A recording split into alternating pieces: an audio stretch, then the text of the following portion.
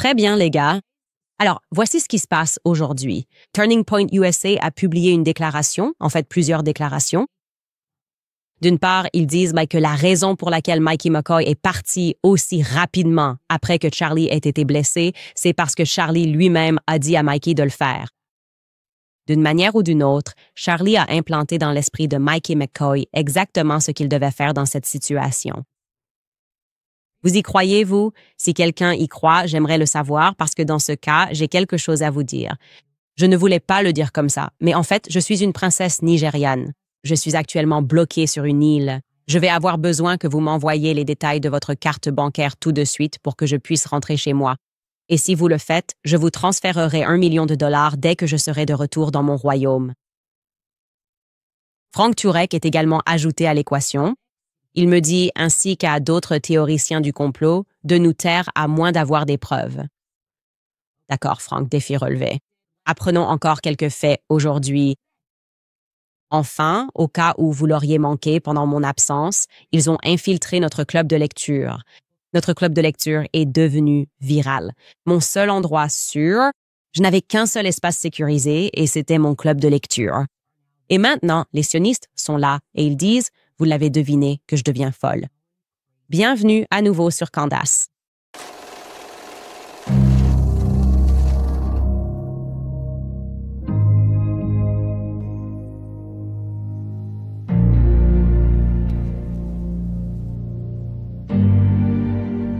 Aujourd'hui, c'est en fait un épisode vraiment important. Je veux que vous fassiez attention, très attention à ce que je vais partager avec vous. Beaucoup de choses relèvent de l'instinct, c'est ce qu'on fait ici. Et je pense que cela va changer votre façon de voir le monde. Je vais commencer par approfondir ce que nous avons discuté hier. Je vous avais honnêtement dit qu'il se passait quelque chose en avril 2018. En réalité, beaucoup de choses se passaient en avril 2018. Mais bien sûr, avec le recul, tout paraît plus clair. Et je vais partager certaines choses avec vous. Je ne sais pas ce que tout cela signifie, mais je sais que cela veut dire quelque chose. Lorsque j'ai réalisé ma première vidéo hommage à Charlie, certaines personnes ont soulevé des objections théologiques lorsque j'ai dit que le jour où Kanye West a tweeté « J'aime la façon dont Candace Owens pense », Charlie et moi avons paniqué parce que nous étions convaincus que nous avions, d'une certaine manière, manifesté cela. Je suis au courant. J'ai reçu des tonnes d'emails. Cela va à l'encontre de la doctrine chrétienne. C'était en 2018. Je n'étais pas catholique et je pense qu'il est important d'en parler et d'expliquer pourquoi nous pensions avoir manifesté cela, car c'est extrêmement pertinent par rapport à ce qui s'est passé par la suite. Je dois vous expliquer ce moment. Comme je vous l'ai montré hier, Charlie faisait beaucoup de rêves très vifs, des rêves qu'il disait avoir eus toute sa vie, dans lesquels il allait mourir de façon vraiment tragique et soudaine. Mais surtout en avril, il faisait des rêves très vifs selon lesquels quelque chose de grand allait arriver. C'était dans les semaines précédant le tweet. D'accord, on s'arrête là. Charlie savait et je sentais aussi que nous étions à l'aube de quelque chose d'important. D'accord, si vous vous souvenez, nous étions jeunes. Je suis beaucoup plus âgée que Charlie. J'avais Charlie, 24 ans à l'époque, peut-être même 23 ans à ce moment-là. Et nous faisions les plateaux de Fox News, toutes les émissions sur Fox News. Mais moi, j'étais vraiment concentrée sur BLM, Black Lives Matter. Je sentais qu'il mentait aux Afro-Américains et que cela allait nous nuire. Aucun de nous deux n'était vraiment connu à cette époque. On venait tout juste de se rencontrer le novembre précédent. Et c'est un fait, on écoutait de la musique de Kanye West tous les jours. Je veux dire littéralement tous les jours, surtout la chanson Power. Je disais explicitement à Charlie, il faut qu'on atteigne Kanye West. Je peux le dire à travers sa musique. C'est ce que je disais à Charlie. Je connais ses paroles par cœur. Cette personne ne veut pas faire partie du système. Si on peut atteindre Kanye, je pense qu'il rejoindra mon mouvement Blexit. Je dois réveiller les Afro-Américains face à cette arnaque où ils utilisent notre race pour contrôler nos émotions, ce qui me paraît maintenant tellement insignifiant parce que je vois à quel point le problème est bien plus vaste.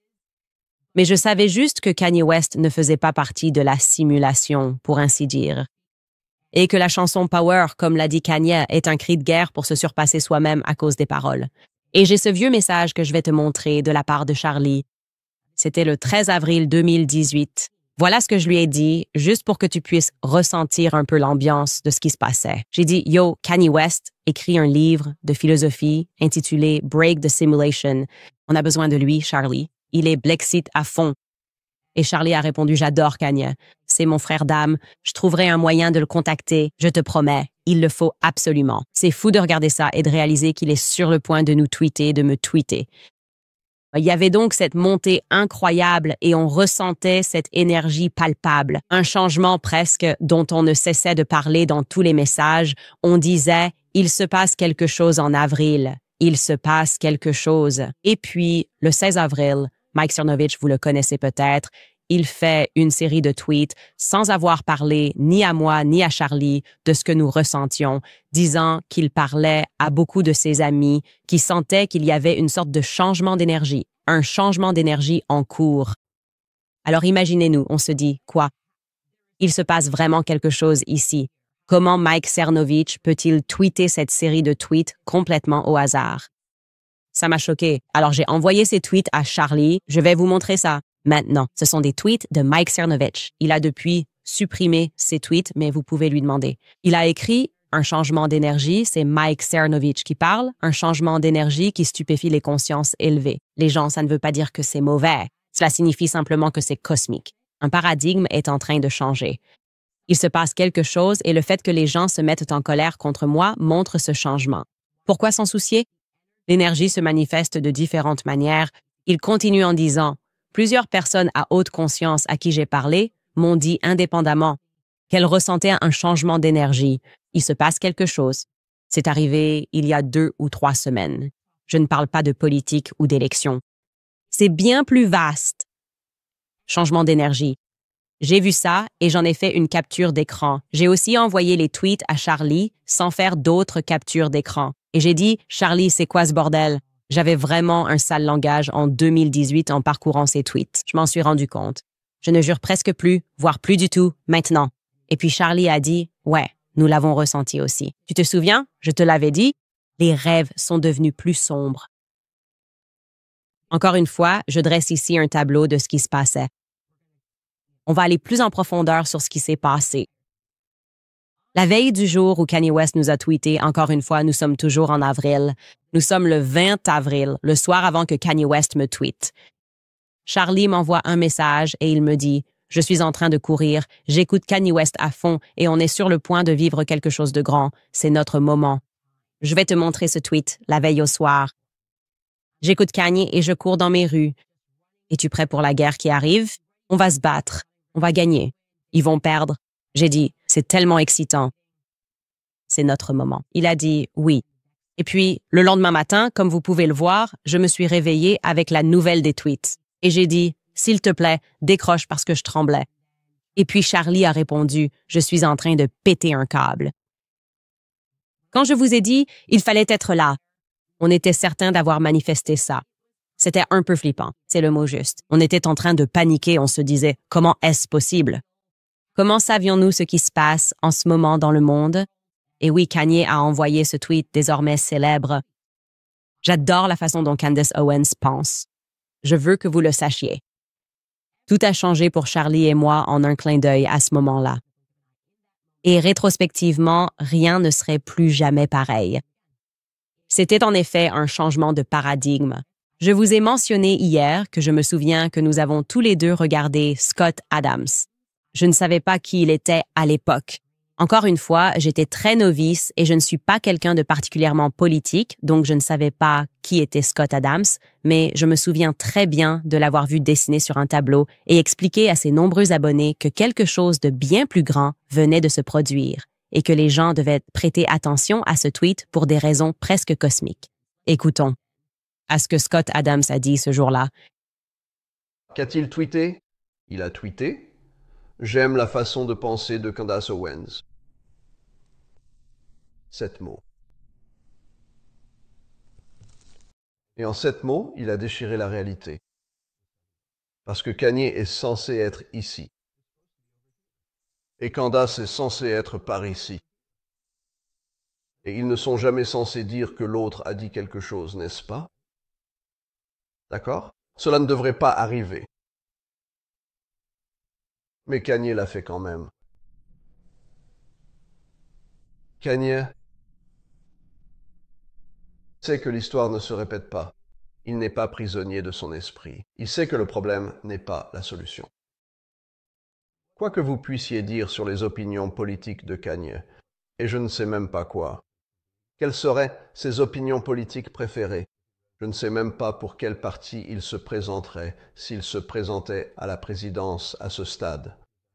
Quoi que vous vouliez dire d'autre à son sujet, et je ne connais pas assez ses véritables compétences en gestion ou ses capacités politiques, mais il a fait quelque chose que l'on voit rarement. Il a littéralement modifié la réalité. Il a juste fait en sorte que toute la twittosphère conservatrice réagisse comme ça. C'est comme si votre tête faisait « Qu'est-ce que je viens de voir? Ai-je vraiment vu ça? Maintenant, oubliez. Laquelle de ces opinions vous préférez? Ce n'est même pas ça l'histoire. Oubliez de savoir si vous pensez que Candace a tout juste ou tout faux. Ce n'est pas ça l'histoire. L'histoire, c'est que ces deux personnes qui ne devraient même pas être dans la même conversation, en 7 mots, Kanye a changé cela. Et il vient de libérer beaucoup de gens d'une prison mentale. Kanye, en 7 mots, a ouvert une prison mentale et vous emmène vers l'âge d'or. Je repense à cela et je trouve ce passage vraiment fascinant. Et voici ce que je peux vous dire qui s'est passé par la suite, très rapidement, parce que c'était vraiment quelque chose. Je crois, et je le dis rétrospectivement, qu'à partir de ce moment-là, Charlie et moi avons été assignés à des gardiens. C'est une expression que Kanye utilisait en disant « j'ai un gardien ». Je pensais qu'il disait ça juste comme ça. Je pensais qu'il faisait simplement référence à Hollywood. Je crois maintenant très fortement que j'ai eu des gardiens depuis 2018 et que des choses ont été faites intentionnellement pour séparer Charlie et moi.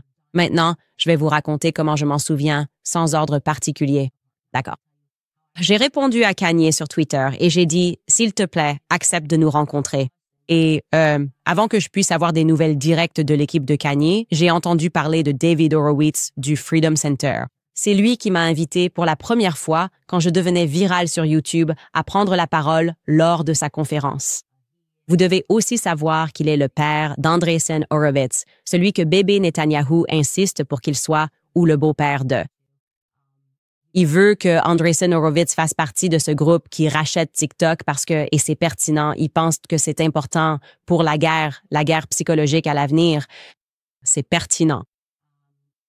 Il a été très gentil dans son message à mon égard. Il a dit « Ah, mon fils connaît Kanye et j'aimerais faciliter cette rencontre. » Soudainement, ils impliquent Tarek Weinstein et ils me contactent en faisant semblant de vouloir être mon ami. C'est une mauvaise personne, je peux vous le dire tout de suite. Et je l'ai compris très rapidement. Mais à l'époque, Charlie et moi, premièrement, nous étions pro-Israël. C'est, je pense, assez pertinent. Et nous étions tellement stupéfaits par le tweet que nous pensions que toutes ces personnes, c'était juste notre moment, en quelque sorte. Ils voulaient vraiment juste aider. Un autre acteur dans cette histoire était Rick Rubin. Oui, le grand nom de l'industrie musicale, Rick Rubin, s'est aussi mêlé à l'affaire et voulait faciliter certaines rencontres. J'ai encore pris cela comme un signe d'aide. Du côté de Turning Point USA, Tyler Boyer, sur qui je pourrais faire un épisode entier, il est tellement important que je ne peux pas le résumer en un seul épisode. C'était la seule personne qui était avec Charlie auparavant. C'est lui qui l'a présenté à toutes les personnes que Charlie connaît. Il commence à embaucher plein de gens, disant à Charlie qu'il faut recruter des collecteurs de fonds plus importants et plus professionnels, des gens des relations publiques comme Andrew Colvett et bien d'autres. Et à chaque instant, on avait l'impression qu'il y avait des forces qui essayaient de nous dire que cela ne devait pas arriver. Les conseillers de Kanye lui disent « Kanye a une équipe de personnes qui lui répètent qu'il n'a pas le droit de s'impliquer en politique. » Et il devient de plus en plus en colère. Il devient de plus en plus en colère à ce sujet. C'était à l'époque de Kim Kardashian et Kanye. Elle ne voulait rien avoir à faire avec ça. D'accord. Et je suis allée chez eux et ses amis politiques disent à Charlie et à moi de ne pas nous impliquer avec Kanye parce qu'il est fou.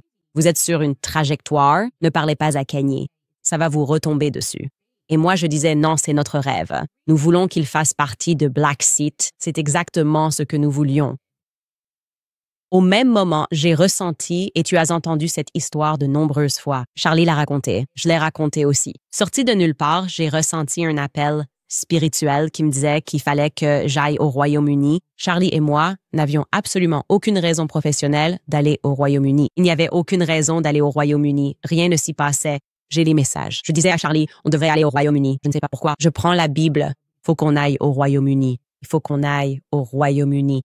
Il faut qu'on aille à Londres. Et nous l'avons fait plus tard. Mais d'abord, il fallait gérer cette sorte de cocotte minute qui ne cessait de se produire entre Kanye, moi et Charlie.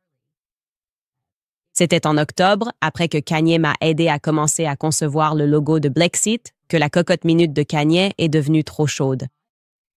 Et en gros, on lui a dit qu'il perdrait tout, son mariage, ceci, cela, s'il ne s'abstenait pas de faire de la politique après être allé à la Maison-Blanche avec la casquette MAGA et qu'il devait prendre ses distances avec nous et, bien sûr, avec Blexit.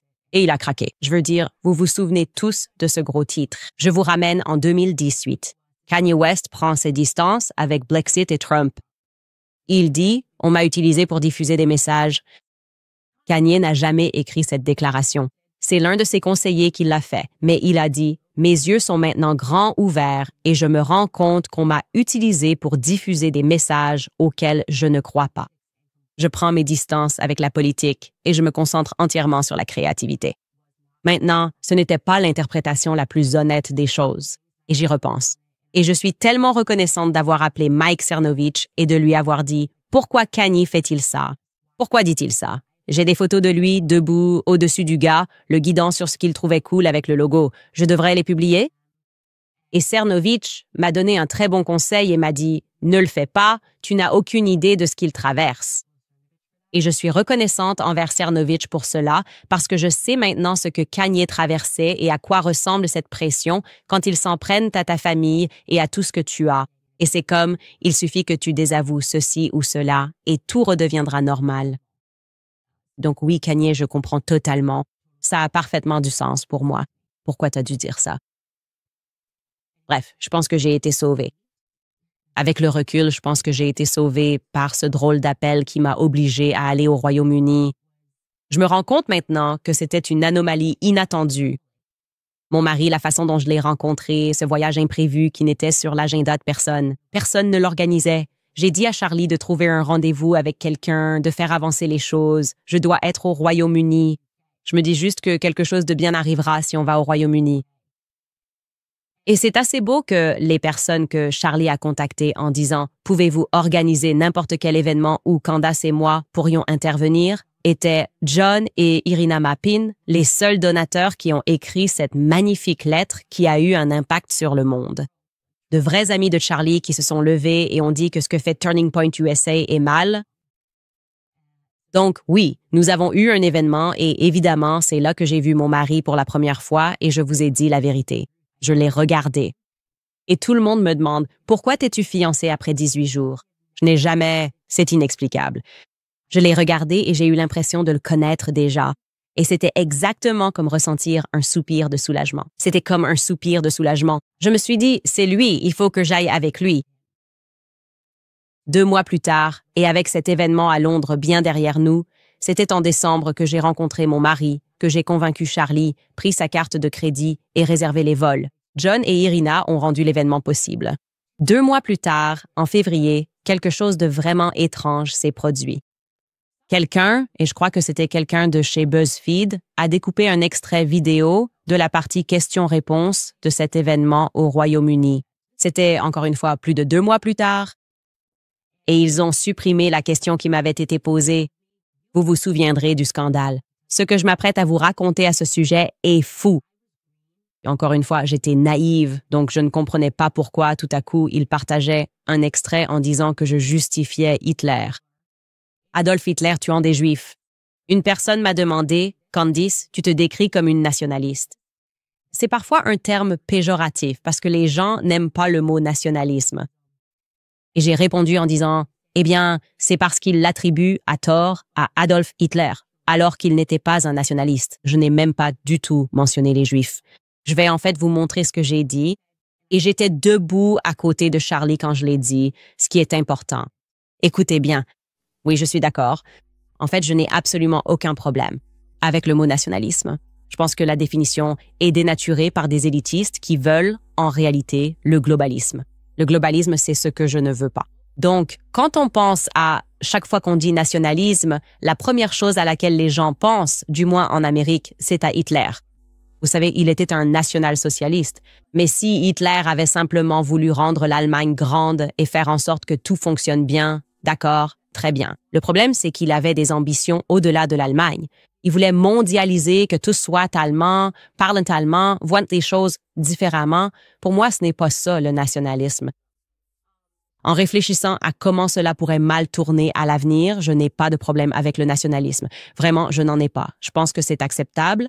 Il est important de préserver l'identité de son pays et de veiller à ce qui se passe ici, ce que je trouve extrêmement préoccupant en ce qui concerne la baisse du taux de natalité que nous observons au Royaume-Uni, soit justement ce que l'on souhaite éviter. Donc, je n'ai aucun problème avec ça. Je n'ai aucun problème avec le nationalisme. C'est le globalisme que j'essaie d'éviter.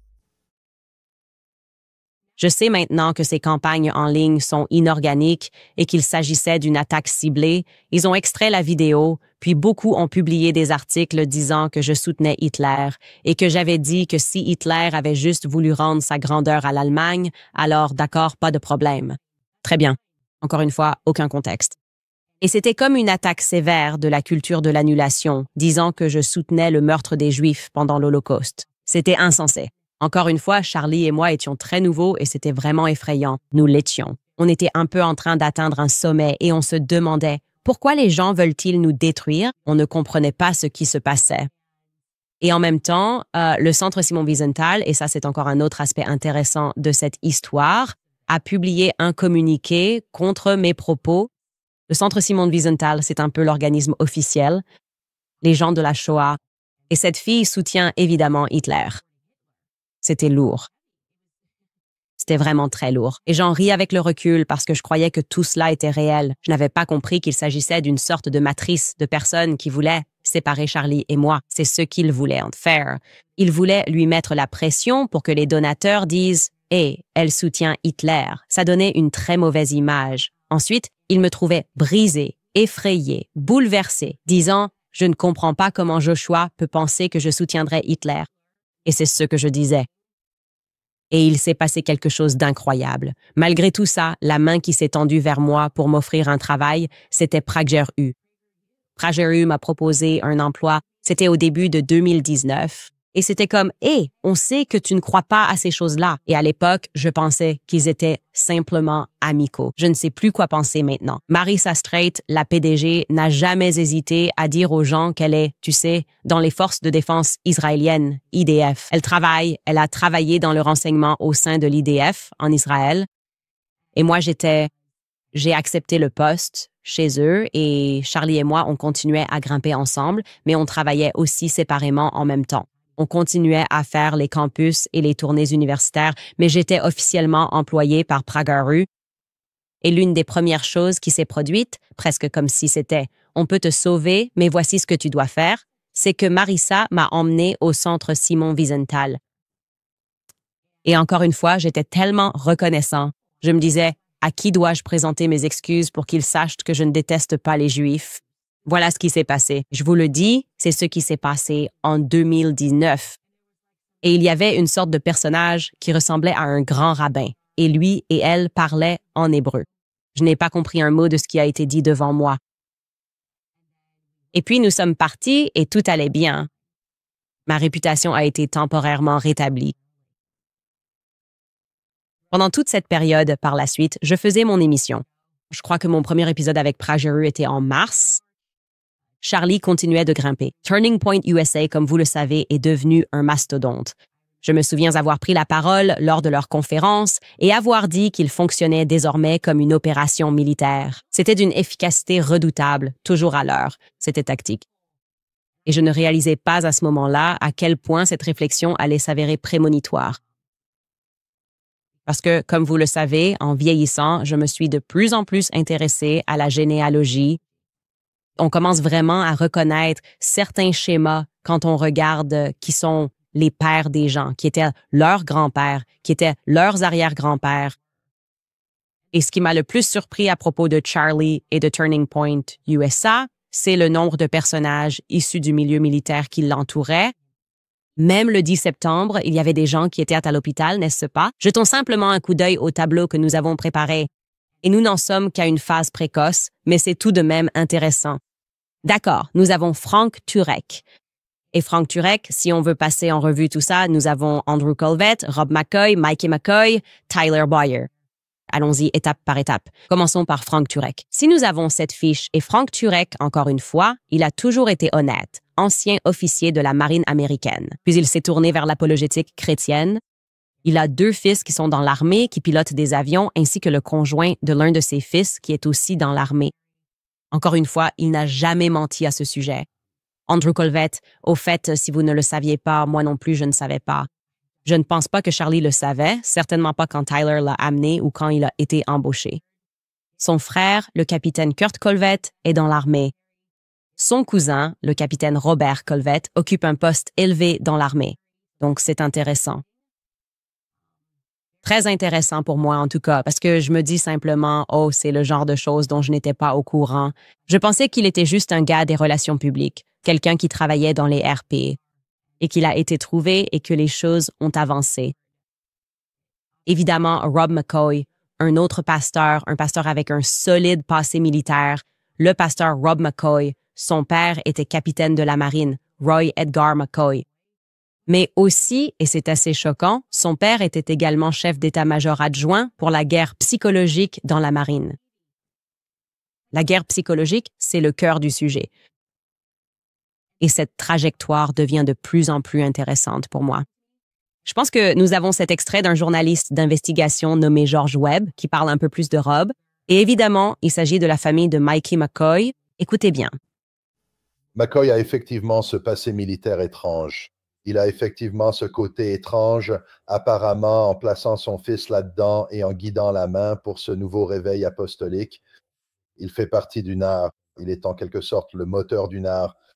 Pour Charlie, Charlie rencontrait le NAR. Le NAR regroupait les donateurs de 25 millions de dollars et plus issus de la droite chrétienne. Ziklag était le nom de l'organisation. Donc tout cela est exact. Ce sont des informations correctes. Ce qui s'est passé dans ma vie après cela, c'est que je suis passé de PragerU. Et tu as un pasteur, tu sais, issu de l'armée, 2 pasteurs issus de l'armée là-bas. Je te le dis, Marissa Street. Après l'armée, je suis évidemment allée au Daily Wire et le président du Daily Wire à l'époque était aussi un officier du renseignement naval qui a décidé de devenir pasteur. C'était John Lewis. Et je me dis, en y repensant, quelles sont les chances qu'il y ait autant de personnes issues de l'armée dans les médias? À quel point tout cela est-il organique? Qui est la plus grande personnalité sur YouTube, n'est-ce pas? Je me suis juste intéressée à la question. J'ai commencé à me poser des questions du genre « Sommes-nous dans une simulation militaire, monsieur? Beast, ses 2 parents occupant des postes élevés dans l'armée. Tu penses vraiment qu'il a eu des milliards et des milliards de vues simplement parce que les gens voulaient voir quelqu'un compter jusqu'à 1 million? Ou bien est-ce que c'est intéressant, mais il est peut-être aussi pertinent que sa famille soit militaire, et pas n'importe où, à un haut niveau dans l'armée. Partout où je regardais, à chaque fois que je me disais, eh bien, cette personne, tu sais, je me suis même intéressée à Lila Rose, catholique, fait tout ça, parle de... Et elle a toujours été très gentille avec moi. Elle parle du mouvement pro-vie, s'est convertie au catholicisme. Il y a une histoire là, et je l'ai rencontrée grâce à Marissa. C'est un peu les mêmes personnes qui financent les 2.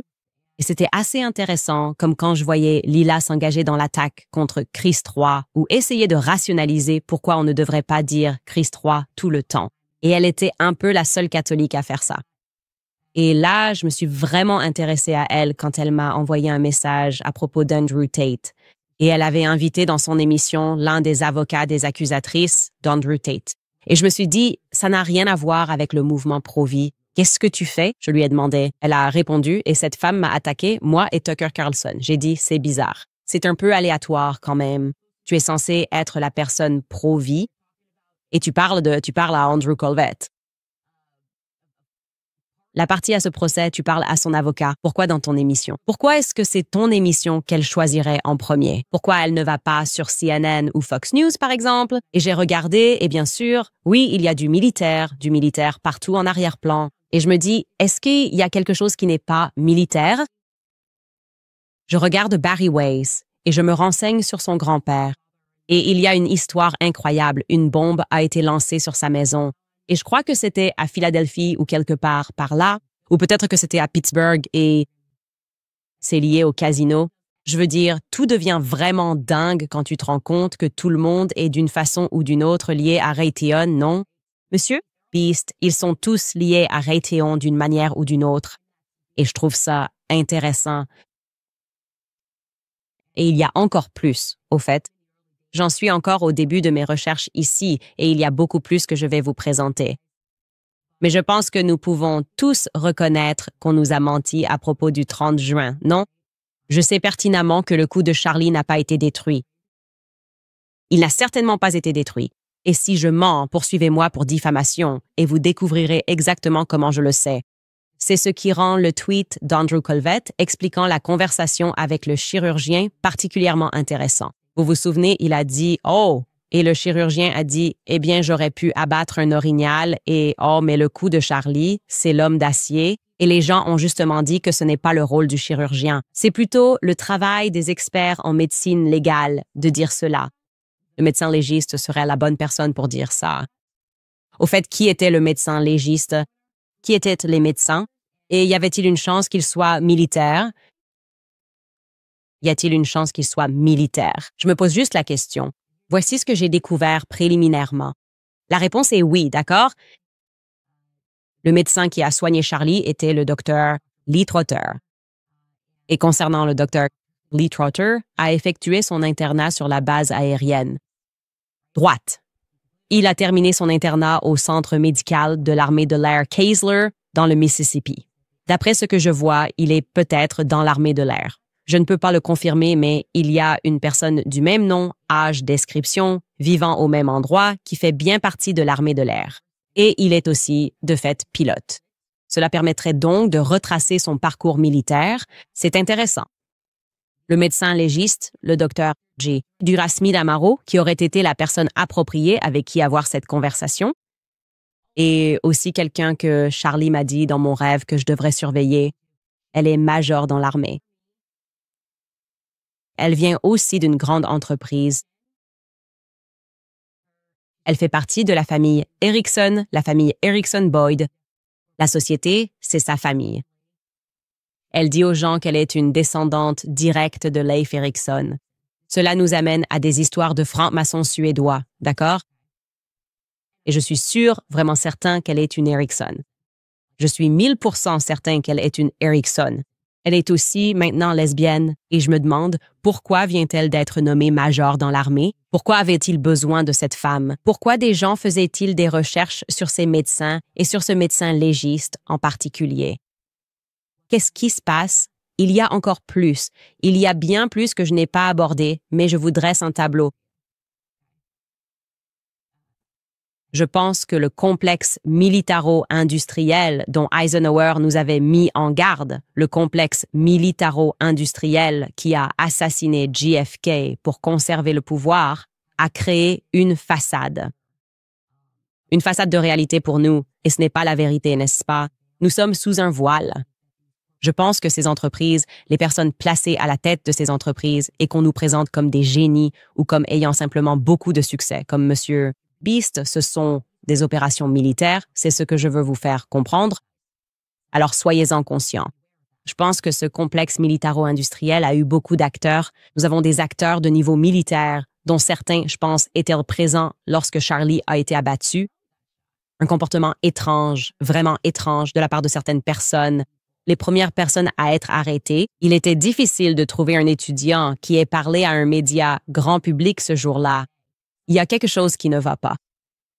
Il y avait trop de militaires autour de Charlie et ils n'étaient pas là avant 2018. Ils n'étaient pas là jusqu'à ce que des forces essaient de séparer Charlie et moi.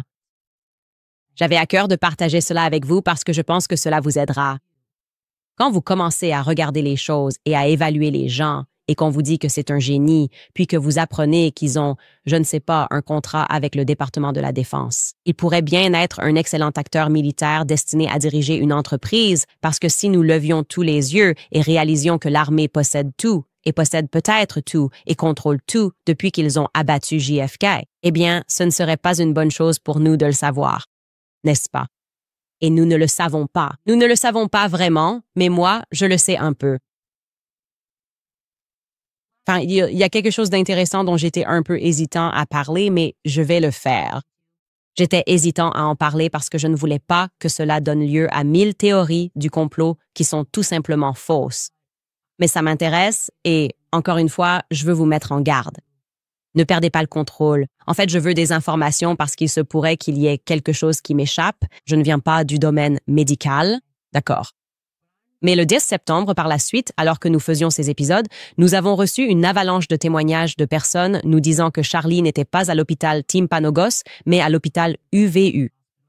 Et je me suis dit, souvenez-vous, il y avait toute cette histoire. Pourquoi sont-ils allés à Timpanogos? Timpanogos était un centre de traumatologie de niveau 3, alors que le plus proche était UVU.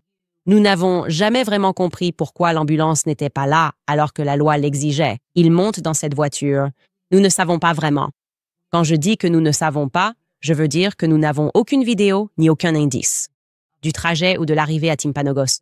Et j'ai trouvé étrange que des gens disent « J'étais en bas à UVU quand Charlie a été amené. » Et je vous le dis, il était définitivement dans cet hôpital. Quelqu'un d'autre m'a dit « Je recevais un traitement. » Je ne sais pas si c'était un traitement contre le cancer en bas ou en haut, et nous savions qu'il était dans cet hôpital. Quelqu'un est entré et a annoncé que Charlie venait de mourir à l'étage. Étrange. Et je me suis dit, bon, c'est juste que les gens se trompent. Ils ont peut-être entendu ça d'une infirmière ou envoyé un texto à une infirmière. Il y a beaucoup de façons dont cela aurait pu arriver. Mais ensuite, nous avons reçu un email de quelqu'un du personnel médical de l'UVU disant « Je suis certain qu'il était ici ». Et j'ai un dossier médical que nous avons reçu, ainsi qu'un message reçu à 14h08. Disant que nous n'avons pas le droit de toucher au dossier médical. Et voici l'entrée dans le système UVU pour Charlie Kirk. Il y avait sa vraie date de naissance, son âge. Il y avait un numéro MRN. Et ensuite, cette personne a partagé le message interne qui a été diffusé leur disant qu'ils n'avaient pas le droit de toucher au dossier. Le voici. Bonjour à tous. Il y a eu aujourd'hui un événement médiatique qui a conduit à l'arrivée d'un patient en situation de traumatisme. En raison de la nature de la situation, les seules personnes autorisées à accéder au dossier seront Debra et moi-même. Personne d'autre n'est autorisé à consulter ou ouvrir le dossier. Jacob Blanc. Deb et moi ferons le registre demain. Merci et faites-moi savoir si vous avez des questions. Maintenant. Dans mon esprit, je me suis dit, peut-être que la raison à cela, c'est que ces deux hôpitaux communiquent entre eux. Vous savez, comme quand vous allez chez CVS et que vous récupérez une ordonnance à un endroit, l'autre endroit sait que cela s'est produit. J'ai vérifié, cela ne semble pas être le cas. C'est possible que ce soit parce que peut-être le docteur Lee Trotter, dont j'ai entendu dire qu'il travaille dans les deux établissements, fait des allers-retours entre les chirurgiens limités. C'est peut-être comme ça qu'un dossier a été créé, mais j'aimerais vraiment savoir quelle est la réponse définitive à ce sujet, pourquoi il a aussi un dossier à l'UVU, pourquoi il semble y avoir autant de confusion. Encore une fois, il n'est pas nécessaire de s'emballer avec des théories du complot. Il pourrait y avoir une explication logique. Je ne l'ai pas encore trouvée. Donc, communauté médicale. N'hésitez pas à nous envoyer un email à moretipsycandiceowens.com. Très bien. Nous allons faire une courte pause avant d'aborder la réponse de Turning Point USA aux actions de Mikey McCoy. Très bien, je veux vous parler d'une de mes organisations préférées, Preborn, parce que j'ai vu trop de personnes proches de moi être diabolisées pour avoir défendu la vérité. J'ai moi-même ressenti l'injustice, mais j'ai aussi ressenti autre chose, le courage. Je pense que nous devons arrêter de jouer sur la défensive. Nous ne devrions pas édulcorer nos convictions en fonction de ce qui est jugé acceptable. Le silence n'est pas vraiment de la gentillesse. C'est en réalité un consentement. Et en ce moment, le plus grand silence concerne les vies qui sont interrompues avant même d'avoir pris leur premier souffle. Si nous voulons défendre la vie, nous devons agir. Je vous demande de me rejoindre pour riposter avec des actions, la vérité et l'amour, pour seulement 28 $. C'est le prix d'une échographie gratuite pour une femme en crise qui envisage un avortement. Pour seulement 28 $, vous pouvez aider cette femme à voir la lumière en elle. Vous lui direz la vérité que notre culture ne lui dira pas. Alors ne ratez pas ça. N'attendez pas la permission. Soyez audacieux, soyez clair, soyez résolument pro-vie. Rendez-vous dès maintenant sur preborn.org pre-Candace. Donnez 28 $.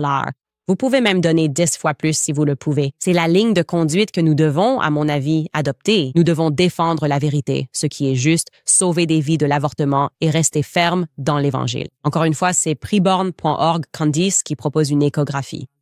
Seulement 28 $. Je vous parle aussi de mes amis du ranch Riverbend. Tu sais que je les adore. J'en ai beaucoup parlé parce que j'adore leur steak, bœuf Black Angus. Célèbre pour sa saveur exceptionnelle, le bœuf Black Angus de Riverbend Ranch a atteint un tout autre niveau. Depuis 35 ans, Riverbend Ranch a créé un troupeau Angus d'élite en utilisant la technologie des ultrasons pour sélectionner génétiquement des bovins supérieurs en privilégiant saveur et tendreté. Chaque année, Riverbend Ranch fournit environ 850 têtes de bœuf Black Angus d'élite. Des taureaux possédant ces gènes spéciaux à plus de 260 dans l'ouest des États-Unis. Ranch. Ces ranchs partenaires reçoivent une prime substantielle de Riverbend Ranch pour l'élevage de ces veaux sans utilisation d'hormones de croissance ni d'antibiotiques. Chaque automne, les veaux porteurs de ces gènes d'élite retournent à Riverbend Ranch pour passer l'été suivant dans les pâturages de montagne. Acheter chez Riverbend Ranch soutient non seulement les 64 cowboys et leurs familles qui y travaillent, mais aussi plus de 260 autres ranchs américains et les centaines de familles américaines qui travaillent dans ces ranchs. Né aux États-Unis, élevé aux États-Unis, il est transformé ici même aux États-Unis. La viande est affinée à la perfection pendant 21 jours. Elle est expédiée de leur ranch chez vous. Ce n'est pas votre bœuf Angus noir ordinaire. Elle est plus savoureuse et tendre que le meilleur bœuf Angus que j'ai goûté. Allez sur riverbendranch.com et utilisez le code promo Candice à la caisse pour 20 $ de réduction sur votre première commande. Vous serez impressionné.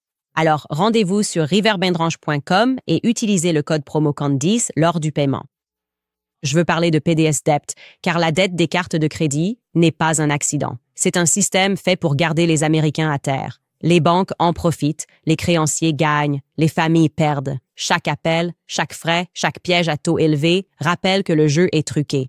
Mais il y a un autre aspect. PDS Debt a aidé des centaines de milliers de personnes à se défendre, réduire leurs dettes, arrêter les appels et remettre l'argent dans vos poches. Que vous ayez des difficultés avec des cartes de crédit, des prêts ou des factures médicales, PDS Debt propose des solutions pour vous aider à sortir de l'endettement. Ils vont au-delà des chiffres pour comprendre votre situation financière unique et élaborer un plan personnalisé conçu spécialement pour vous. Aucun score de crédit minimum n'est requis. Ils sont là pour vous aider à économiser, à rembourser vos dettes plus vite et à recommencer à épargner. PDS Debt est noté A+ par le Better Business Bureau. Des milliers d'avis 5 étoiles sur Google et une note 5 étoiles sur Trustpilot. Pourquoi? PDS a aidé des centaines de milliers de personnes à sortir de l'endettement. C'est votre argent, c'est votre avenir, alors ne laissez pas le système décider à votre place. Vous n'êtes qu'à 30 secondes d'être libéré de vos dettes. Obtenez votre évaluation gratuite et trouvez la meilleure option pour vous dès maintenant sur pdsdebt.com/Candice. Encore une fois, c'est pdsdebt.com/Candice, pdsdebt.com/Candice. D'accord, je veux juste corriger. Merci à vous dans le chat de m'avoir corrigé. Je crois que j'ai dit UVU Medical. Je voulais dire Utah Valley Hospital. UVU est évidemment dans mon esprit parce que c'est l'université. C'est à l'Utah Valley Hospital que ce dossier se trouvait. Et ça. La personne et certaines personnes avec qui j'ai confirmé ont dit que leurs deux systèmes ne communiquent pas entre eux. Mais il pourrait y avoir une autre explication logique. Peut-être que quelqu'un a appelé à l'avance et qu'ils ont décidé, à cause de la circulation, d'aller ailleurs. Mais j'aimerais vraiment aller au fond de cette histoire. D'accord, passons maintenant à la réponse de TPUSA concernant Mikey Macquarie. En réalité, ce n'était pas vraiment une réponse parce que, pour être juste, ils ont fait leur épisode avant que le mien ne sorte. L'émission de Charlie Kirk passe avant la mienne, mais c'était leur réponse à la vidéo de Mikey McCoy devenue virale.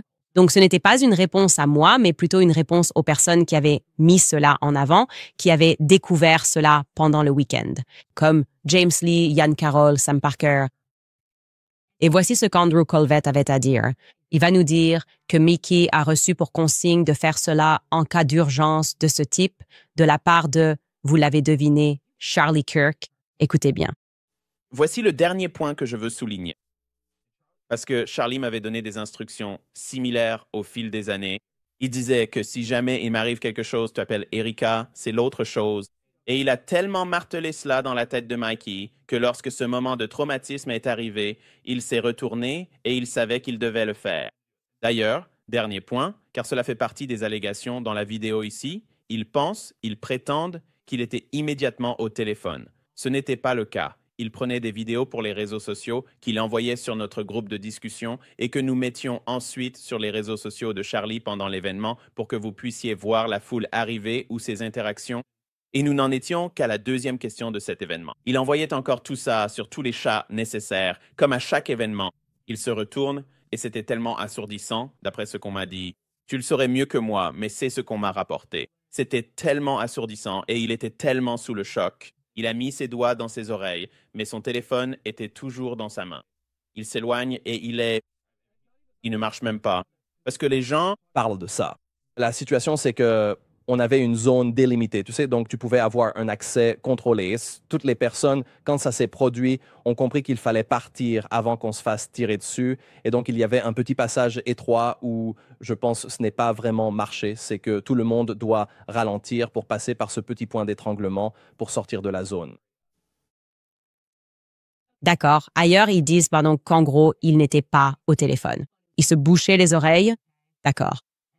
Et puis, une fois qu'il s'est éloigné au-delà de Charlie, au-delà de la voiture dans laquelle Charlie allait être transporté, c'est là qu'il a d'abord appelé Erika, puis son père. C'est ce qu'ils nous disent. Maintenant, concernant le fait qu'ils disent que Mickey prenait des vidéos pour les réseaux sociaux, je peux vous dire que ça colle avec le fait que Mickey filmait derrière. Par exemple, on sait que lorsque Charlie sort pour la première fois de l'événement, il lance des casquettes. Ça colle, c'est vraiment quelque chose qui se fait à Turning Point USA.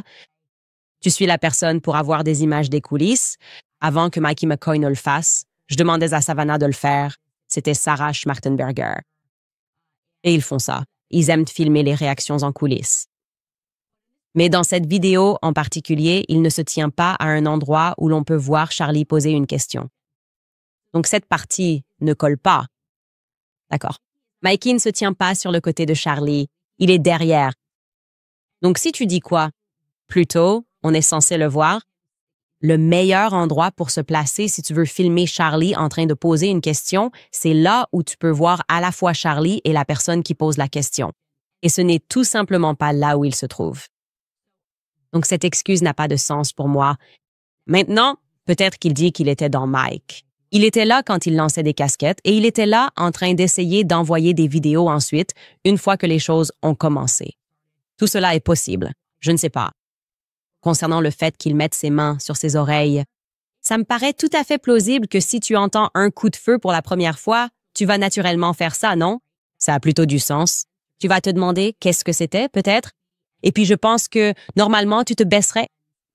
Et le problème que j'ai, c'est que je ne le vois jamais baisser ce téléphone. Peut-être qu'il le fait, non? Peut-être qu'il le fait. On n'en sait rien avec certitude. Donc il faut être clair, ça ne me semble pas être le cas. Comme s'il se contentait de se couvrir les oreilles, mais peut-être que c'est ce qu'il fait. Ce que je dirais, c'est qu'il serait peu probable que tu continues à te boucher les oreilles jusqu'à être complètement sorti sans te baisser. Et à propos de ça, Charlie nous a toujours dit d'appeler Erika s'il arrivait quelque chose. Oui, c'est un peu du bon sens. Ce n'est pas exactement comme dire « Hey, si je me fais tirer dans la gorge, ne m'aide pas et appelle Erika. » Je pense que, évidemment, si ça s'appelle la personne à prévenir en cas d'urgence, non? La personne à prévenir. Si quelque chose m'arrive, appelle George. Si quelque chose arrive à George, appelle Candace. C'est presque du domaine du bon sens. Donc je crois à ça. Je ne crois pas. Charlie n'a pas dit « Si je me fais tirer dessus, ne m'aide pas, pars calmement et appelle d'abord Erika. » Enfin, je pense que, oui, je ne sais pas. Comme je l'ai dit, on n'a rien sur quoi s'appuyer. Je trouve curieux que ce soit Andrew qui nous dise ça et pas Mikey McCoy. Il est très facile de dissiper n'importe quelle rumeur sur Internet. Il n'est pas nécessaire de se lancer dans des attaques ad hominem. La première chose que j'aurais faite, tout comme je l'ai fait quand on m'a accusé de collusion dans l'affaire Blake Lively, quand j'ai été mêlée à ça. Procès et qu'ils pensaient que je travaillais avec l'équipe de Blake Lively, avec l'équipe de Justin Baldoni, alors que je me suis littéralement auto-assignée à comparaître. J'ai pris mon téléphone, j'ai tapé Blake Lively et je vous ai montré les 2 seuls messages où j'avais parlé d'elle, juste pour prouver qu'il n'y avait aucune collusion et que personne ne m'avait poussé à parler. C'était ridicule de sa part de dire ça. Ça m'a fait rire. Je n'étais pas contrariée par ça, tu vois. Et j'ai dit, c'est fou. Voici mon téléphone. Je l'ouvre en direct devant vous. Pourquoi ne pas faire ça? N'est-ce pas plus simple si tu ressens cette pression de juste dire « je vais dissiper ce doute ». C'est un peu comme l'histoire de Brigitte Macron. Tiens, voilà quelques photos de moi en train d'élever mes enfants. Il manque 30 ans parce que j'étais vraiment juste timide devant la caméra. Je vais juste vous montrer les photos. C'est tellement plus simple, au lieu de mener une guerre de riposte, de simplement partager la vérité. Les gens sont mal à l'aise. Mais ça va devenir encore plus intéressant car Alex Marlow, qui dirige Breitbart News, était leur invité du jour dans l'émission. Et là, il change un peu de ton et fait comme si nous étions tous des drogués.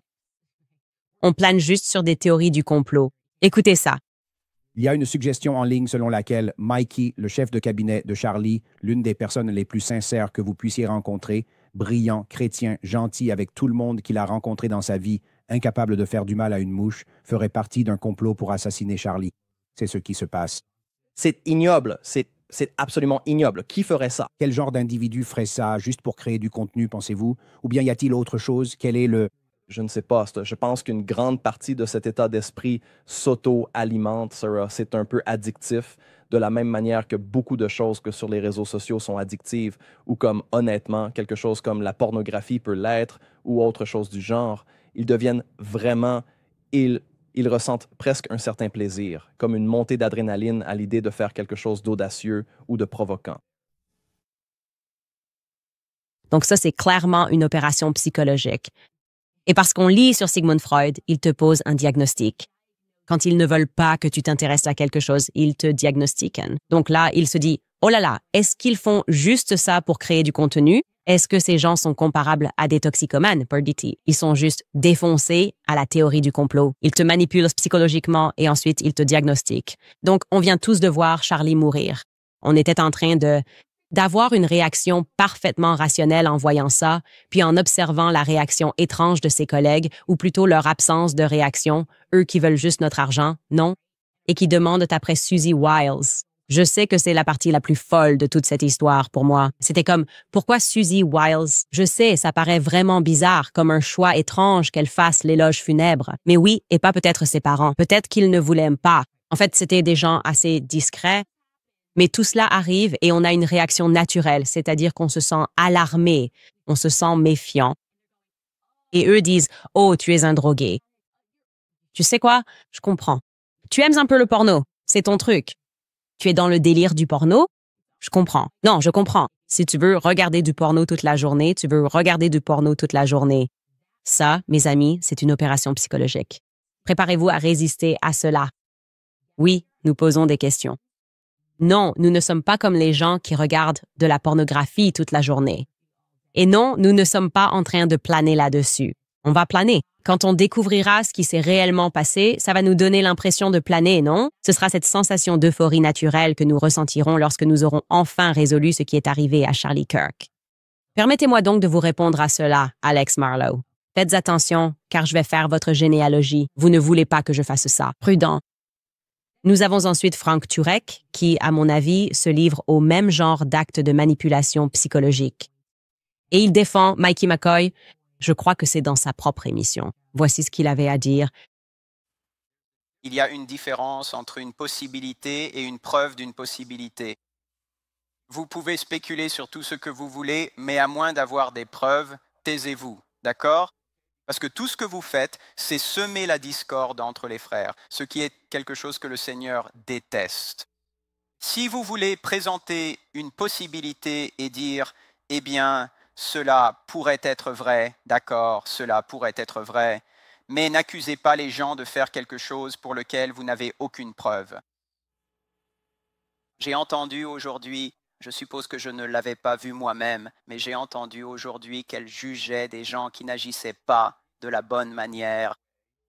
Je ne sais pas si est-ce que quelqu'un a vu cette vidéo? Elle a dit, elle, selon Candace Owens, ces personnes n'ont pas agi de la bonne manière après la mort de Charlie. Comme mon ami Mikey McCoy, le brillant jeune homme de 24 ans qui, au moment où Charlie a été abattu, avait 23 ans et a été un héros ce jour-là. Apparemment, il n'a pas agi de la bonne manière. Selon Candace Owens, il n'a pas agi normalement. Flash info, il n'y a pas de normalité quand on est en état de choc. Il n'y a pas de normalité quand il se passe quelque chose d'anormal. Certaines personnes vont réagir d'une manière, d'autres personnes vont réagir autrement. Vous ne savez pas comment vous réagiriez. Je ne savais pas comment j'allais réagir. La seule raison pour laquelle j'ai fait ce que j'ai fait, c'est parce que j'y avais réfléchi à l'avance. J'avais peur que quelqu'un tire sur Charlie et je me suis dit, si ça arrive, qu'est-ce que je vais faire? Décide maintenant. Et ce que je voulais faire, c'était tout ce que je pouvais pour le sauver. Il y a là quelques manipulations psychologiques. La première, c'est un peu l'approche académique, où il essaye de se présenter comme une autorité sur le sujet et te dit, en gros, il n'y a pas de règles, tu sais, tout le monde peut réagir de n'importe quelle façon quand des coups de feu sont tirés. On ne sait pas comment on réagit quand on est choqué par des coups de feu. Certaines personnes, tu sais, se mettent juste à faire le hockey-poké. Tu sais, je veux dire, regarde, certaines personnes, littéralement, elles entendent des coups de feu. Elles montent sur une table et commencent à danser, à chanter et à dire « tire-moi dessus, tire-moi dessus ». Tu vois, comme Georges Zine, c'est non, on ne sait pas. Il était en état de choc. Georges Zine, c'est moi qui l'ai fait. C'est normal. Et on ne sait pas. C'est ça. En fait, on sait que nous avons tous une réaction de base face au danger. Tu cours vers le danger parce que tu veux sauver des gens. Ce sont les héros de l'histoire, ou alors tu t'enfuis. C'est une réaction de base où tu restes figé. Tu es littéralement paralysé par la peur, en quelque sorte. Je dirais qu'il y a 3 réactions de base auxquelles on peut s'attendre. C'est ça. Je ne sais pas quoi faire. Je m'enfuis ou alors je sais exactement quoi faire et je dois sauver les autres. Alors ne fais pas ça. L'autre chose qu'il fait, bien sûr, c'est la manipulation biblique, qui me semble être le signe d'une infiltration militaire dans les églises. Je pense qu'on en a déjà assez parlé cette année. J'ai appelé ça l'opération pasteur moqueur, où ils essaient simplement de trouver un verset et de le justifier. Et c'est un pasteur. Il a gagné la confiance des gens. Il dit qu'elle juge les gens. Le Seigneur dit ceci.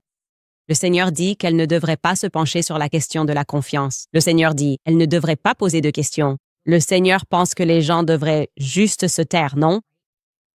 Pour moi, c'est la forme de manipulation la plus malsaine qui soit. La forme la plus malsaine de manipulation, c'est d'essayer de la présenter à travers le prisme de ce que Dieu voudrait. Tu n'as pas besoin de faire ça. Dis simplement ce que tu penses, dis ce que tu veux dire et essaie de manipuler les gens à l'ancienne, d'accord? Maintenant, en parlant d'opération psychologique, le seul endroit sûr, c'est mon club de lecture, d'accord? Je veux dire, on est authentique, tu vois, un peu déjanté dans le club de lecture. Je dis n'importe quoi, car je sais que les gens présents sont prêts pour ça. Je leur lance des sujets. On parle du franquisme, on parle de la cabale, on parle de l'infiltration dans les églises intentionnelle comme un aspect du mouvement franquiste. Et on avance assez vite, on lit ses livres et on apprend sur Sigmund Freud, n'est-ce pas? Ça commence avec lui. Ça se termine avec l'opération Mocking Pastor, ou du moins c'est là où on en est actuellement. Et je m'amuse tellement. Et ce qui s'est passé, c'est que des sionistes ont en fait acheté le club de lecture, ont pris le contrôle du club, puis ont commencé à partager des extraits en les filigranant, comme si c'était leur propre contenu pour en tirer de l'argent. Ce type, Milk Bar TV, je lui ai dit, tu vas te prendre un avertissement pour atteinte aux droits d'auteur, mon ami. D'accord? Fier de moi. Je lui ai mis un avertissement pour atteinte aux droits d'auteur parce qu'il a littéralement mis le contenu de Milk Bar TV dans un coin. Il a mis un filigrane sur mon contenu pour ensuite me salir. Si tu veux mettre un filigrane sur mon contenu, au moins ne me salis pas et ne me traite pas de fou. Et ce qui les a énervés, c'est que j'ai dit que c'était ridicule. Et je le pensais vraiment, d'ailleurs. Tellement choquant. Je dis ce que je pense. On est censé croire que Charlie est honoré parce qu'il a eu une journée Charlie Kirk en octobre. Je sentirai que Charlie est honoré, d'accord, quand on saura qui l'a tué, parce que je ne crois pas à l'histoire du tireur isolé. Donc j'ai dit, épargnez-moi tout ce théâtre autour de la fête. Dites-moi qui l'a vraiment tué.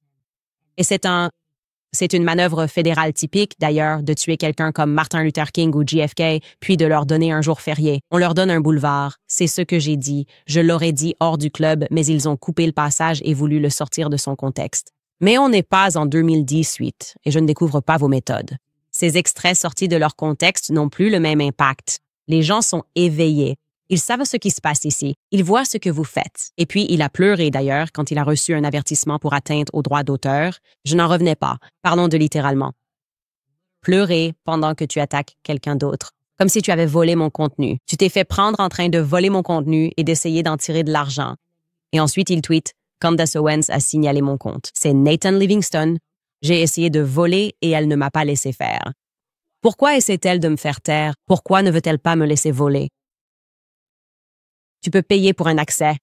Tu peux regarder, mais tu ne peux pas voler mon contenu. Bref, les gars, c'est incroyable.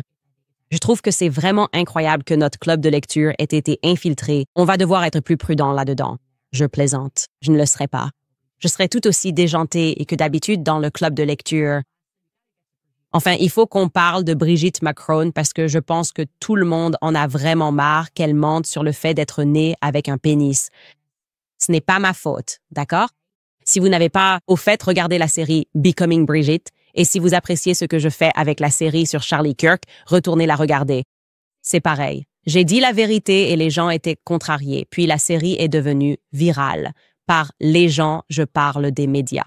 La série est devenue virale. Impossible de regarder la série sans penser que Brigitte n'est pas née femme. On ne peut pas effacer 30 ans de sa vie, ni simplement dire « je n'ai pas pris de photos pendant 30 ans ». Ça ne marche pas comme ça. D'accord.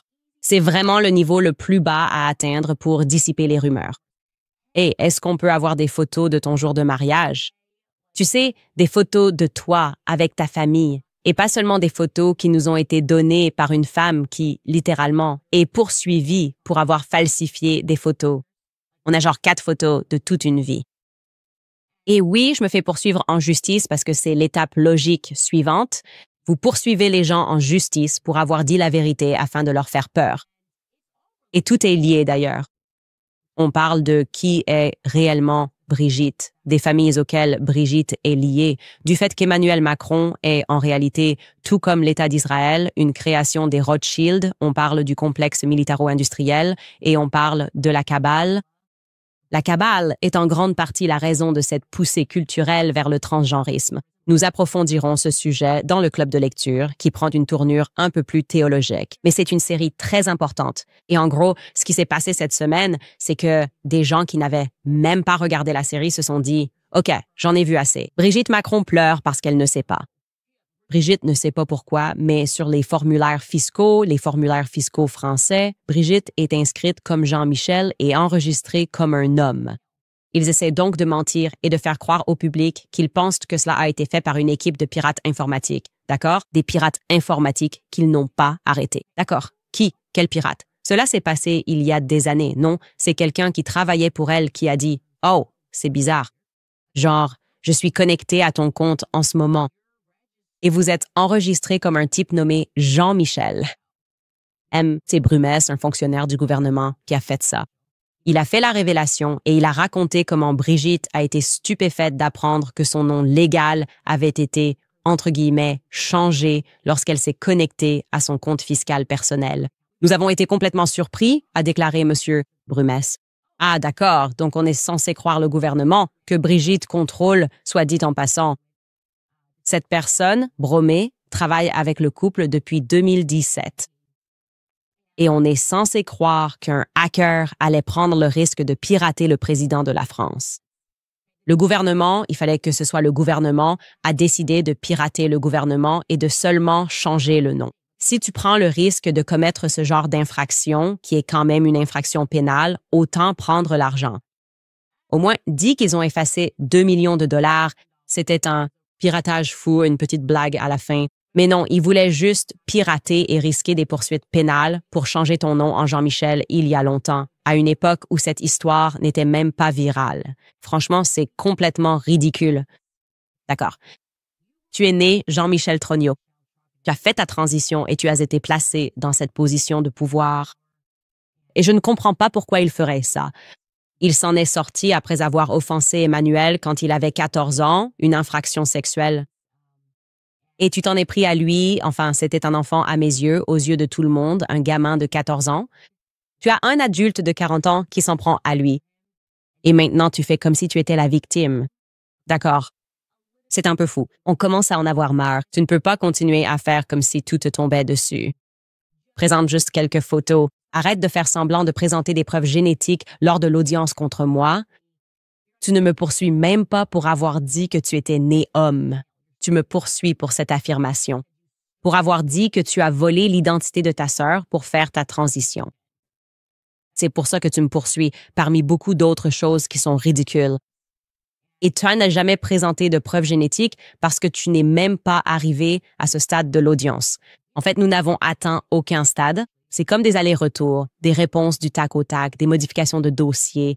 Tout ça reste très préliminaire. Tu fais tout un cinéma en termes de relations publiques, essayant encore une fois de convaincre le monde de quelque chose que nous savons déjà, à savoir que tu es né homme. Alors, Emmanuel Macron, sois honnête. Tout le monde, et je veux dire tout le monde dans le monde entier, en a marre du pénis de ta femme.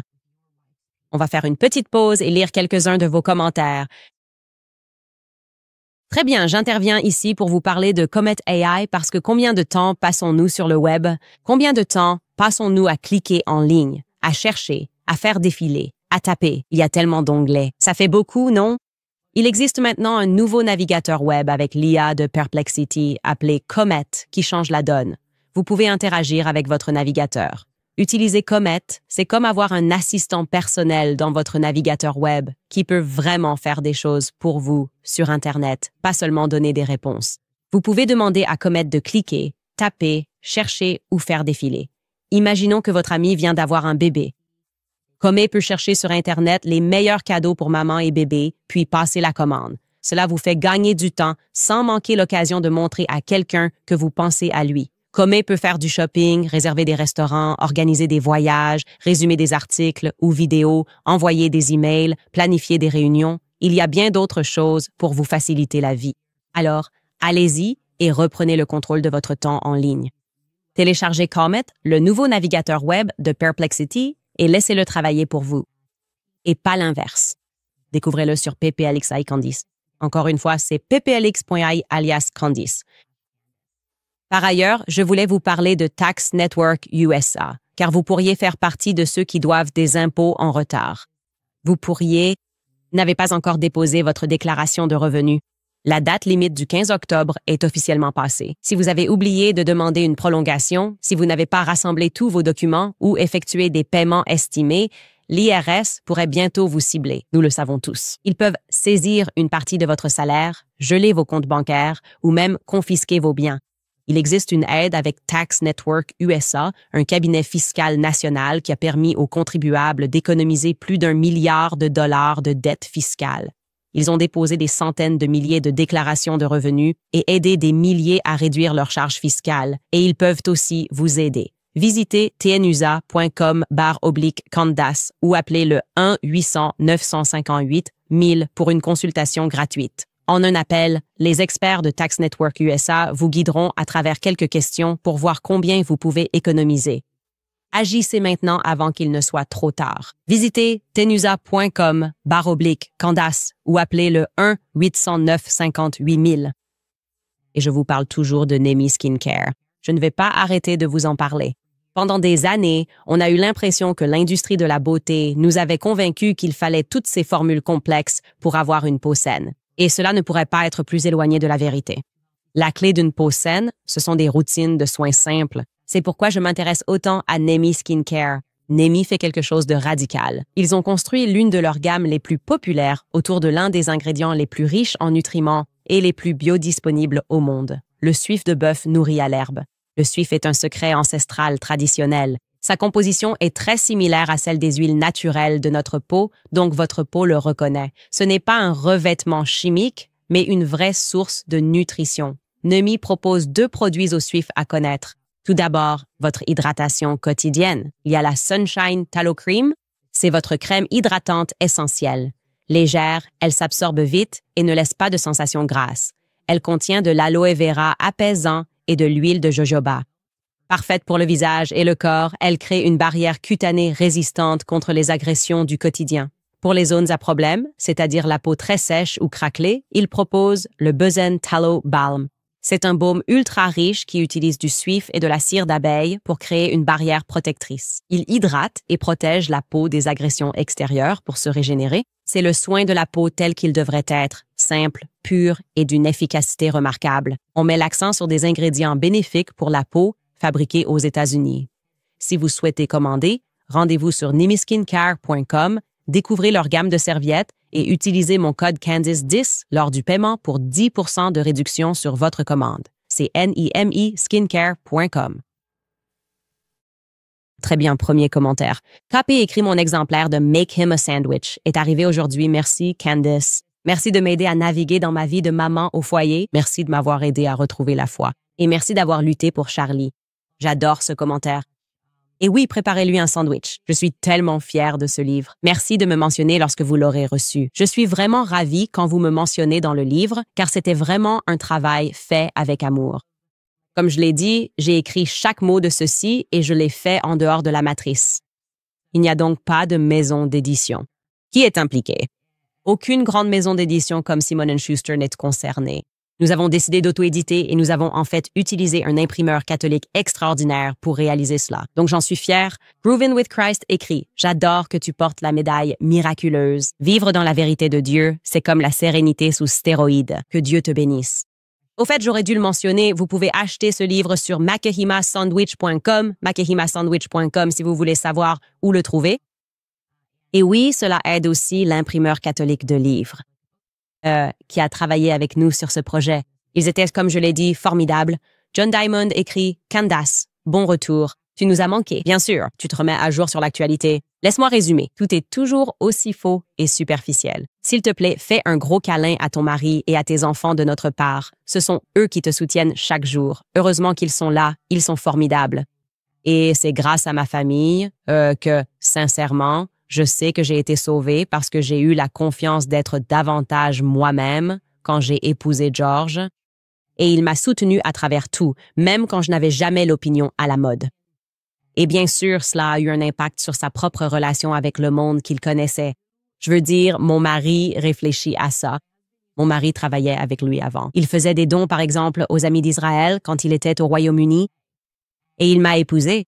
Et donc, oui, je dirais que j'étais pro-Israël quand on s'est rencontrés, mais sa vie a changé de façon spectaculaire. Et il a toujours été là et m'a toujours soutenu. Stuart Dillon écrit « Bonjour Candice, accepterais-tu de partager un jour ton programme d'école à la maison? Ma femme et moi avons essayé 2 fois, traditionnellement et en unschooling, mais ça n'a pas marché. J'aimerais savoir ce qui marche pour toi. Merci et continue ton excellent travail. D'abord, c'est un vrai cadeau d'avoir mes enfants à la maison. Je ne peux pas vous expliquer, je suis une personne plus heureuse grâce à cela. Je n'arrive pas à croire qu'on envoie simplement la joie ailleurs pour aller travailler. Tout ce qu'ils disent, c'est tellement mignon de voir la façon dont leur cerveau se forme et de réaliser qu'il est vraiment difficile d'expliquer des concepts quand ils prennent tout au pied de la lettre. Et la première chose que je dirais, et j'en ferai un épisode plus approfondi, c'est le micro-schooling. C'est ça. Donc, par exemple, je consacre les 2 premières heures aux enfants et il s'agit d'une famille qui a 2 enfants à peu près du même âge. Et puis, ce sont mes 2 aînés qui ont à peu près le même âge aussi. Et mes 2 autres sont bien trop jeunes. J'ai un nourrisson et un enfant qui va bientôt avoir 2 ans. Donc, ils n'en font pas partie. Communauté, trouvez une communauté locale pour le faire et voyez comment vous organisez. Je suis chanceux et j'en suis conscient. Je peux travailler plus l'après-midi et je n'ai pas besoin de faire une journée complète de 8 heures. Mais vous pouvez trouver la solution et vous serez plus heureux si vous y parvenez. Madame Prépi écrit « Espérez-vous que l'administration Trump puisse rendre justice à Charlie? Et si Trump envisageait de reconsidérer son amour pour Israël, comme Charlie? Il y a Ivanka. Trump ne ferait rien et ne pourrait rien faire sans récupérer sa fille.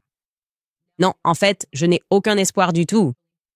Et le fait que Trump ait même invité Kash Patel à cette fête de Charlie dont je parlerai demain, nous sommes en train d'établir une fête, je pense que c'est la preuve pour moi qu'il veut enterrer cette affaire. Je pense qu'en fait, Don Jr. a même peut-être dit qu'il accepte le récit officiel. Je vais devoir retrouver cet extrait pour vous demain.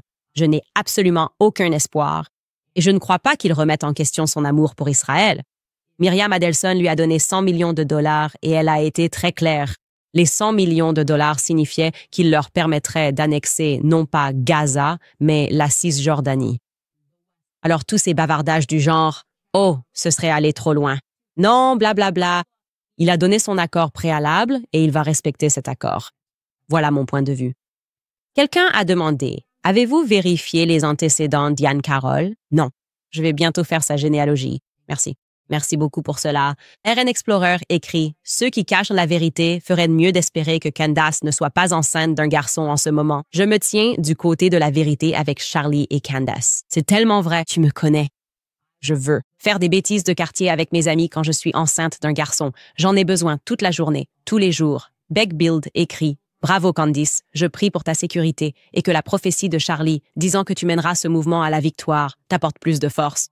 Merci pour cela. » Pixie Chicky écrit « Candice, tu es une personne remarquable. Tu te bats pour Charlie, exactement comme il te l'a demandé, pour citer Maya Angelou. Quand quelqu'un vous montre qui il est, croyez-le la première fois. Tu as fait cela, et bien plus encore pour révéler la vérité. Charlie serait tellement fier. Je sais qu'il est fier. J'en suis absolument certaine. Que Charlie est fier et que tout ce dont nous avons parlé, je déteste qu'il ait eu raison à propos de sa vie, mais je sais aussi que je suis la bonne personne pour faire cela parce que j'ai traversé cette matrice et je sais. Ce qui est vrai et ce qui ne l'est pas, ils ne peuvent tout simplement pas me tromper avec ces trucs-là. Vous me l'avez fait tant de fois et j'y ai survécu, et vous ne pouvez pas continuer à essayer de convaincre le monde que la personne est folle, car je ne vais pas vous en donner l'occasion. Vous l'avez fait avec Kanye, vous l'avez placé en garde psychiatrique 51-50, vous l'avez fait à beaucoup de gens à Hollywood. Je sais comment ça fonctionne et j'apprends aux gens à comprendre votre opération psychologique parce que c'est ce que c'est. Sarah écrit « Vas-y, j'adore les Australiens. Je suis très triste de ne pas pouvoir y parler. » Gia écrit « Je t'aime Candace, continue de dénoncer ces mensonges. Tu es une vraie amie. Que Dieu bénisse toi et ta famille. Amour de Toronto. » Voilà pour aujourd'hui les amis. Si vous voulez nous soutenir, allez sur makehimasandwich.com, lisez ce livre. Vous allez l'adorer. C'est un super cadeau à offrir à tous. C'est un livre drôle, amusant et instructif, ce qui est important. Et les femmes, je pense que c'est à nous d'apprendre les origines du féminisme, car c'est assez sinistre. Tout ne semble pas sinistre, mais bien sûr, c'est sinistre, probablement lié au complexe militaro-industriel. Au fait, comme je l'ai dit, nous avons réapprovisionné ces tasses. On ne sait pas maintenant, mais on sait. CandiceOwens.com est une autre façon de soutenir l'émission. Offrez-vous une tasse Standy. À part ça, les amis, je vous suis tellement reconnaissante. Chaque jour, vous êtes tous dans mes prières parce que je sais que je puise ma force en vous. Charlie adorait la foule à cause de l'énergie. On parlait tout le temps d'énergie, des gens qui avaient une bonne énergie, une mauvaise énergie. C'est grâce à vous qui vous battez pour moi. Je vous vois dans les commentaires. Je vous vois vous défendre bec et ongles quand quelqu'un fait une vidéo. Et je veux juste vous dire du fond du cœur, merci. Merci infiniment. On se retrouve demain.